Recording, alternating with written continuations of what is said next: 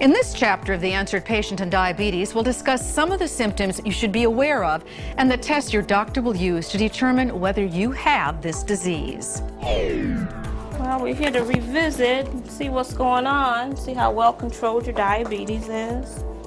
Both type 1 and type 2 diabetes have very similar symptoms. Excessive urination and abnormal thirst are often the first symptoms of diabetes.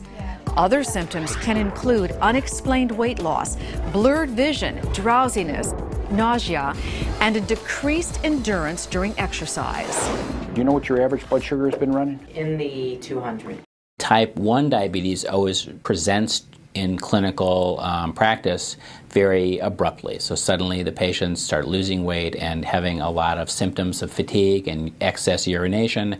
Within a few weeks, their blood sugars are very high and they're very sick indeed. The symptoms for type 2 diabetes are usually much more subtle. Some days they're a little bit thirsty, and then it goes away, and we can always excuse away some of those symptoms. You know, I had too much salty food yesterday, that's why I'm thirsty, and they don't always put those things together as being part of a disease.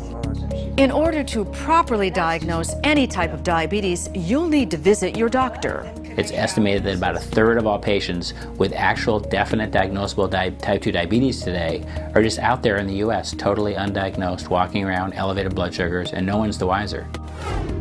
There are several tests used to diagnose diabetes, but the one used most commonly is the fasting plasma glucose test.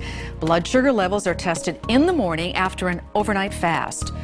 While this is the most commonly used test, there are other tests tailored for pregnant women who may have gestational diabetes and for the elderly. In general, diabetes is diagnosed if blood glucose levels are greater than 125 milligrams per deciliter. Normal blood glucose levels in non-diabetics are 99 milligrams or less.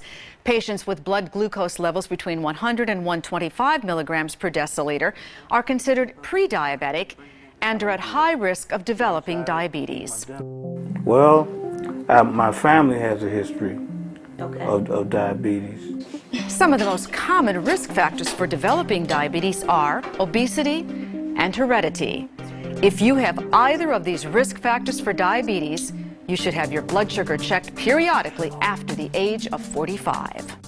As time goes on, I think we're trying to diagnose people earlier and earlier. Mild diabetes may seem mild in terms of the elevation and the extent of elevation of the blood sugar.